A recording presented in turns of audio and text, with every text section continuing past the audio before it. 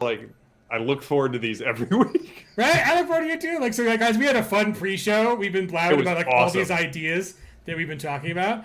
So, welcome, wildcards and cowpokes. JM and I are plotting things. We Like, are there could be evilly. right. We're not even at GenCon. JM's going to GenCon, so if you're there this week, go say hi, find Yep, him. booth 1830. There we go. Yes, and if not, stop by Studio 2 and grab some Savage World stuff, which is like 1929 and 2029, or stop by Carolina Game Tables, and we've got a cool little postcard for you guys to pick up. That's going to be there's a QR code on our postcard that'll give you a preview link to our upcoming campaign, Legend of Ghost Mountain. So there's actually Awesome. cool shit you can pick up. So pick that up. But we got a couple minutes, and you need to go pack for Gen Con. I do. Because I still got we're still running tonight. Like, Oh my god, yes, it's live and it's good. So where are we in the story? What's going on? What happened last week, and what do we expect for this week, sir? well, so the group last week finally figured out what was going on. They confronted Denabe and discovered several things. One, evil Aspens seem to be part of the plot. Two, No evil one would have Aspens. guessed that. No one, nobody in the beginning, like of any of these No. campaigns, would have been like, okay, big bad, evil Aspens, Evil Aspen hive pod mind, people. right? No one. So good. It was because it's awesome. true. It's legit. Like there are. I mean, like they communicate with. I mean, it's, Oh yeah, it's, the collective. It's like the there's like- Pando Collective, I think, is what it is. It's one entity. Yeah, I think technically it's like it's the largest land animal. Organism. I mean, not an organism. Yes, right. Yeah. I don't know if there's anything larger on the earth, but like it could be the biggest one ever. But Yeah. yes, super cool, right? It's awesome. No one expects that. Like the vegans are all cheering. They're like, yeah. So Well, and then they explode because they have Ghost Rock sap. And then somebody, and I'm hoping it's Matthew. And Matthew, if you're listening, I adored the piranha dogs with nitro strapped to their back that have been trained to attack people and blow up. Mwah. Like, there is that so a through- medieval precedent for this. Like there's great pictures of like cats with fire bombs strapped to their Yeah. backs, and I'm like, yes, brilliant. yeah, it was Chaos. awesome. It was awesome. So the group now has a big decision. Are they going to head into the woods and try and figure out what's going on? Or are they going to go deal with the other outlaw groups that they know are kind of in the area? And so they're apparently plotting on their own channel on Discord that I am not privy to. So I'm going into tonight almost essentially blind, having prepared for like 3 different ways, and they're probably going to pick a 4th way. So I'm very excited to see how tonight goes. And with Benny's, and they're going to be fine. Sister May almost died like last week. I know. You can't kill a nun. You're a horrible person. I know, right? Right? There would be no nuns in the group. We'd have none. None nuns. None nuns. I love it. Hey, dad joke. Oh, so glorious. I mean, okay. Ultimately, that's the thing we love about Savage Worlds, right? Is nobody's safe, especially the bad guys. Especially if they're like a giant forest of bad guys who are all communicating and like, oh my god, it's so good. But yeah, I mean, yeah, the dice say what the dice say, Yeah. and that's part of the adventure. We've had several people going, "You're not playing with wound caps," and I'm like, "I don't play with wound caps. Like the safeties are off on my games. I don't care that it's online. If you take 5 wounds, you better soak 5 wounds." You've got Benny's too. People. That's right. Come on, the chat. If you don't want to see Sister May die, you got to spend those bennies on her behalf, which they did. Thank you, chat. John Doom, you're out there, man. Yes. We see you. We see you. Yeah, John Doom, thank you as always for most of the time giving me your bennies so that my enraged aspen monster with fleshy sacks carrying the heads of screaming victims doesn't die too soon. Thank you. Oh, so good. Yeah, it's spoilers, people. I mean, if Yeah. you're watching this, you should be on board with this now. If you aren't, catch up. Like, Yeah. it is on the YouTube channel for JM. Yep. And you can get the entire backstory. It's good. It's been fantastic. great. Like, it's been a lot of fun to run. It's Iconic Production, right? Yes. Is the name. So Iconic Production YouTube channel. It's good. It's so good. It is fun. Yeah, and if you prefer podcast versions, we've actually been uploading the audio to Spotify. So if you search for and iTunes, so if you search for Iconic Production on Spotify or iTunes, look for the dragon with the headphones, and the entire Deadlands actual play is up to listen to on. I knew you were plotting that. I didn't know you were Oh already. yeah, so on we're top current. Like we are current. Now, Yeah. Now I got something. So if I ever actually drove anywhere, There you go. I'm a driver podcast guy, and like so all my like when I was like doing a bunch of driving a couple years back, I get all my podcasts in, and then now I don't, and it's just like I'm missing. Like, where do you find the time to like? Wait a minute, I have to like lock myself in a dark Podcasts and room. audiobooks, man. That's what I'm looking forward to for the drive to Gen Con, is that I'm going to finish up the book I'm listening to. Oh, so good. Are you carpooling it, or it's just you in the car?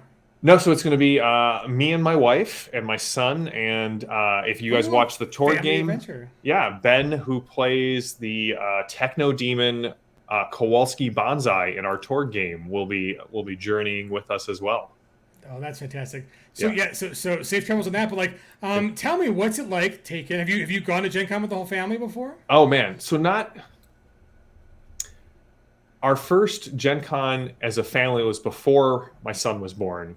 And then we were going with Ulysses, and generally my folks would come out. They lived in Chicago. They'd come down to Indy. They'd take my son for the weekend. And the last time, though, when he was it's been 4 years, so he would have been about 6.5. We took him in I would take him in the morning, because you get that pre-show with as an exhibitor. You can go into the dealer room early. So I took him in there, and then my wife took him around Sunday. It's a little bit quieter, but I mean, Zane's gotten to meet Sandy Peterson. He's gotten to meet all of the guys over at Chaosium. They remember him. Sandy gave him some Cthulhu Wars minis, just because he was like so in love with Cthulhu. It was awesome. So this will be his first year where he's with us the whole time, and so that's cool. That'll be awesome. Fun. Yeah, it's gonna be a lot. I'm excited for Zane. Yeah, it looks like it's going to be a great time. Oh, I forgot. 2406 is Carolina Game Tables. Okay. So we will also have those. They're by one of the entrances. So like there's like if it's like up here is where all the things are, and there's like the one little side entrance like right here. Yeah. CGT is right in that entrance. Right. 2406. All right. 2406. That's where Jody and Clint will be hanging out most of the weekend. Very cool. And but yeah, so what do you guys have planned for work? Are you live streaming? Are you doing? So we're not live streaming. We actually have a banner. We announced on our behind the screens on Thursday that Trish, myself, and Tim Brown of Dark Sun and Traveler and a bunch of these other games, we formed Strange Owl Games, and you're gonna be able to sign up for the mailing list. And the playtest at our booth, we're going to be launching the new version of the newest edition, I should say, of Space 1889, licensing that from Ulysses. And we got 2 other games in the works, both of which I've designed and I'm very excited about. Can't say a whole lot about them now, but hopefully once the Space 1889 Kickstarter goes live, we'll just move directly into playtesting doing the open beta for the next game.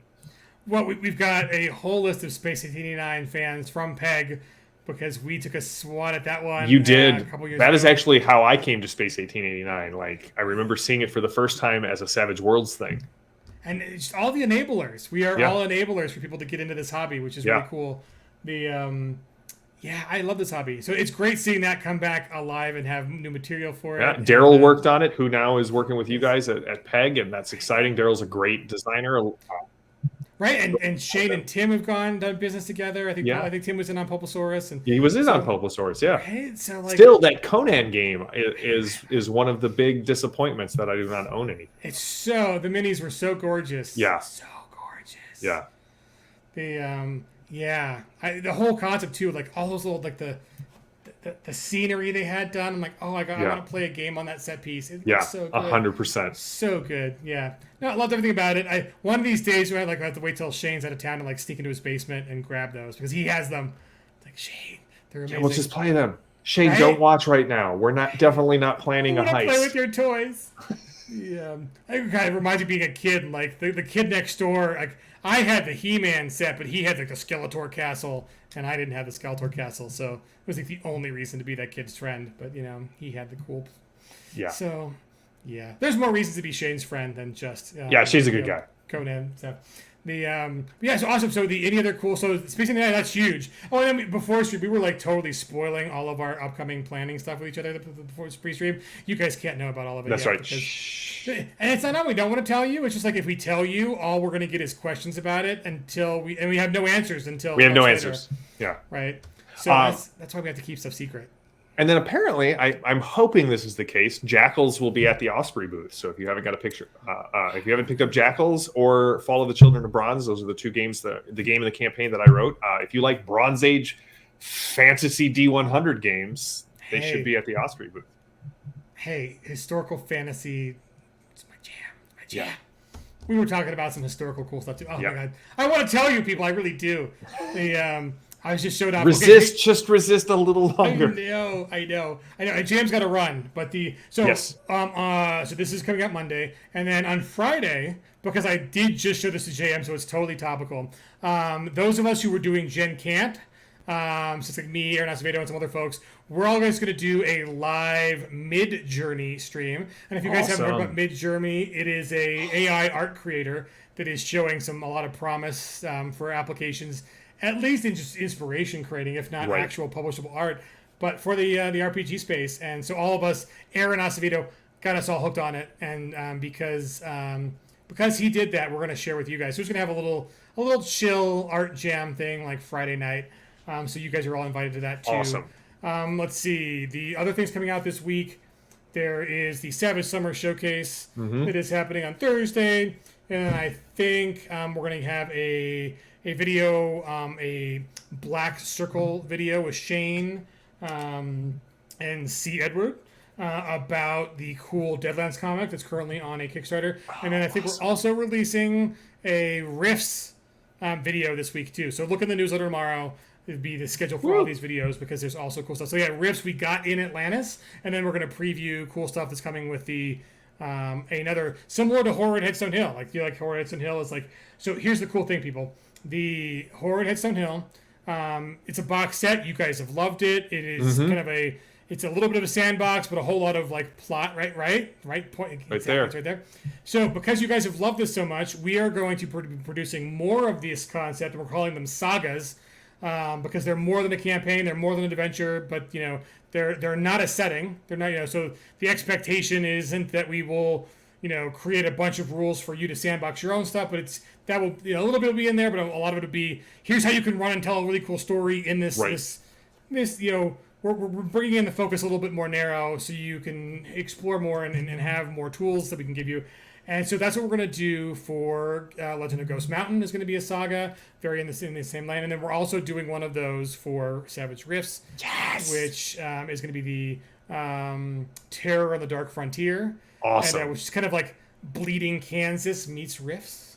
That's amazing. I'm looking forward to that. Right? So if you guys want a sneak peek of that, check out that video. With a minute or two left, man, what else do you want to pitch? What else is going on with you in your life besides anything else at GenCon people need to come see you with? We're gonna have stickers. We're gonna be selling Torg. We're gonna be selling Fading Suns. Daryl's gonna be doing some previews of Space 1889. I think so really he's that's doing double duty because Daryl's also going with Tracy. Yeah. And they're going to be doing Peg stuff. So yeah, he's going to be doing double duty. So just come on by the booth. I'd love to say hi. I'd love to chat with you about the campaign, about your campaign. Like I love hearing about everyone else's gaming stuff. I'm one of those weird people who actually enjoys hearing about your campaigns.